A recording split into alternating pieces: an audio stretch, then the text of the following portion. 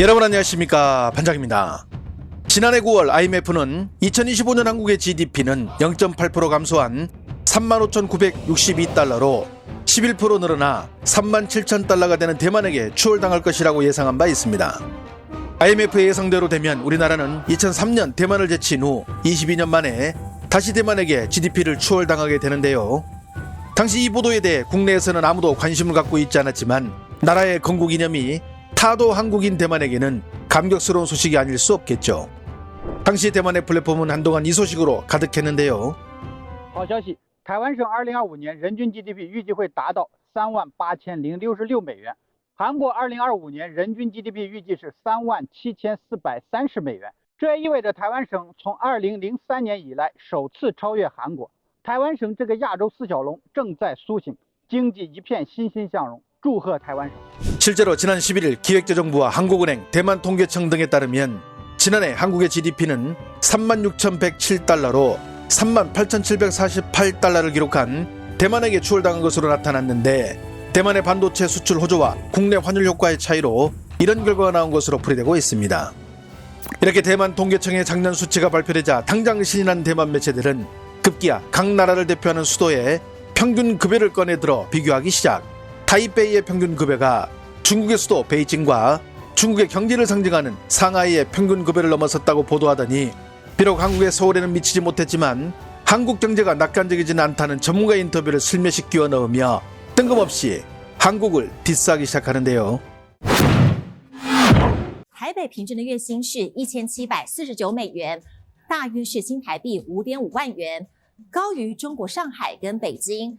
不过低于新加坡、南韩还有日本。受于 AI 等新兴科技应用商机热络，推升出口动能，台湾经济成长表现亮眼，带动部分薪资成长。台北平均月薪为1749美元，约新台币5.5万元，在亚洲城市中高于中国上海的平均月薪1502美元，以及北京的月薪1451美元。不过却远低于新加坡的平均月薪4231美元，也落后南韩首尔及日本东京。因为它的中小企业没有像台湾这么发达，所以韩国的毕业生呢，特别像三星啊这种公司哈，那没有办法进去这样的公司的话哈，那基本上就是那种起薪就很低，搞不好比我们台湾还要。 우리나라 4년제 대학 졸업생들이 대기업에 들어가지 못하고 중소기업을 다닐 경우 대만의 대졸자보다 낮은 임금을 받고 있다는 살벌한 거짓말을 뉴스에 나와 거리낌 없이 내뱉는 대만의 오금저리는 수준. 이게 왜 거짓인지는 잠시 후에 밝혀지는데요. 하지만 이렇게 신이 나서 각종 장밋빛 통계를 보도하는 정부와 달리 대만 국민들은 이에 아무런 감흥도 느끼지 못하고 있었으며, 야당인 국민당 의원들은 대만 특유의 과다 통계나 거짓 통계가 여전히 국민들의 눈을 가리고 있다며 최근 국회에서 투명성을 강조하고 나서기도 했습니다. 台北月薪5.5万可能还是偏低吧。东亚、韩国、日本这些国家，他们的收入都是普遍比我们还要高。但是台北的生活水准，我觉得其实并不比其他类似的国家还要低。平均应该不意外，应该比较集中在高端的工作区。统计总数说人均 GDP 有6万块，真的是笑破大牙。我没有说人均 GDP 有6万块，6万块，主计总处宣布的哈。基层人民无感，为什么？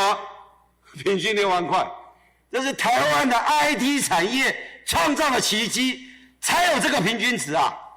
包括服务业、统计方式、包括饭店、包括餐饮、包括所有的这些产业，都是最主要的就业大宗，最多的人口都在服务业。服务业的大家得到什么样的收入？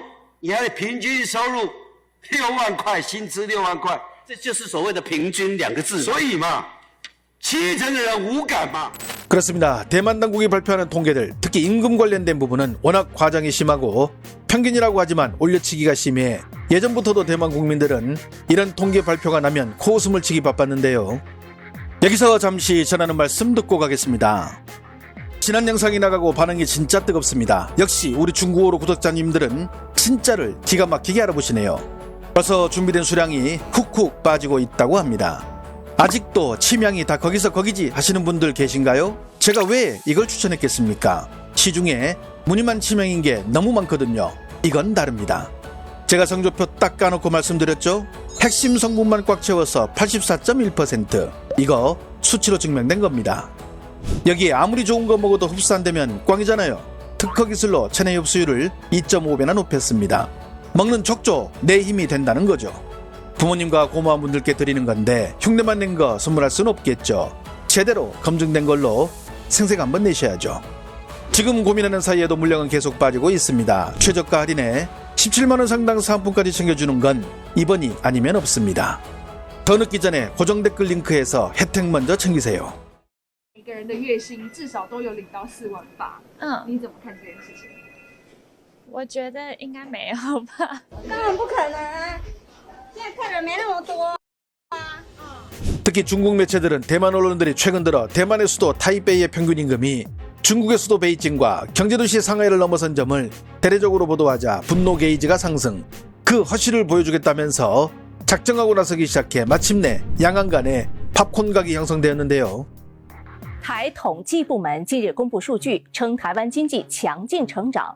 然而，岛内民众表示根本无感，表示已经好久都存不到钱了。 我觉得租个房子什么，然后开销其实存不到什么钱。有民众发文感叹，台湾薪水冻涨，物价却节节攀升，引发岛内网友热议。所有东西都跟着涨，所以我们赚的钱永远就是只有那一些，永远存不到什么钱。台统计部门近期公布最新数据称，受惠于以台积电为主的高科技产业带动，台湾地区经济成长强劲。 但外界认为高科技产业无法让广大民众受惠，因此民众根本无。 그렇다면 현재 대만의 최저임금은 대략 얼마나 될까요? 在台湾工作最低薪水的话，刚出社会1个月，法律规定是6700人民币，但是正常来讲的话，应该1个月都会有7000到8000人民币。那如果是打工的话， 最低也有45块人民币每个小时。 지난해 대만의 최저임금은 하나로 약 119만 원, 시급은 7,900원 정도였으며 올해 2026년 최저임금은 약 136만 원, 시급은 약 9,000원으로 13%가량 올랐습니다. 2025년 약 3만 8천 달러의 GDP를 기록하며 3만 6천 달러의 한국과 3만 4천 달러의 일본을 앞지른 대만. 그런데 대만의 평균 임금은 올해 한국의 평균 임금보다 약 80만 원가량 낮은 저임금을 받고 있는데 도대체 대만의 임금은 왜 이렇게 낮을까요? 대만을 지킨다는 의미의 호국신산이라는 닉네임을 갖고 있으며 삼성의 시가총액을 넘어 글로벌 시가총액 6위의 세계 1위 파운드리 업체인 TSMC와 세계 최강 하청업체인 폭스콘을 보유하고 있는 나라 대만. 하지만 20년이 넘게 임금이 오르잖아 청년 4명 가운데 1명은 우울증을 앓고 있고 자국 국민들로부터 아무런 희망과 미래가 없어 귀신이 나올 것 같다고 해 귀도로 불리는 나라 대만. 우리나라의 삼성이나 현대, LG 같은 대기업들은 스스로 제품을 제작해 판매하는 전 과정을 도맡아 할 수 있죠. 따라서 제품의 단가를 비롯한 모든 문제를 스스로 결정할 수 있습니다. 하지만 대만이 자랑하는 TSMC나 폭스콘 같은 기업들은 외주를 받는 하청업체입니다. 쉽게 말해 주문자가 설계 도면을 주고 제품을 만들어 달라고 하면 이들은 그 설계도를 받아 그대로 만들어주기만 하면 됩니다. 대만의 기업들은 지금까지 이런 방식으로 돈을 벌며 호황을 누려왔지만 이는 어디까지나 중국이 잠잠했을 때 이야기입니다. 중국이 값싼 노동력과 기술력을 갖추면서 경쟁 상대로 전면에 등장하자 대만은 이들과 가격적인 측면에서 경쟁해야 하기에 노동자들에게 높은 임금을 줄 수 없는 희한한 구조가 만들어지게 됩니다. 有一些产业相对薪资就会比较低，即使你大学很努力，但是你的起薪就是不高，那这也不是努力的 问题。看到一个征才报道，就讲说当时的这个征一个夜班的人大约是3万1左右。可是时间过了这样20年，现在去看这个征才的这个讯息，发现说其实也很多的公司他们的基本薪资就是开在3万1、3万2左右。可是比较20年前这个物价的确是差很多啊，的确会觉得说这个薪资好像是跟不上这个我们这个物价的成长幅度。不晓得我有用的年没有多久了，我顶多有用的 年份大概5年吧，大概10年就走了。因为我们的经济结构啊，穷的永远穷。我在街上看到的一些年轻人，真的他手上没钱啊，他就是大概1个月幸运的话4、5万嘛，辛苦20年啊，还是两手空空啊。 22년 만에 한국의 GDP를 앞질렀다고 홍보한 대만 당국과 언론 매체들. 하지만 지난 10년간 해외로 일하러 나가는 대만인들의 수는 꾸준히 증가하고 있으며 그들 중 절반이 40대 미만이었습니다. 특히 대만 매체들은 이들 대다수는 취업을 위해 한국과 일본으로 향하고 있으며 지난해에는 이 비율이 무려 68%나 치솟았다고 전하고 있습니다. 좋아요와 알림 설정은 제가 영상을 만드는데 큰 힘이 됩니다. 시청해 주셔서 감사합니다. 행복한 하루 보내시길 바랍니다.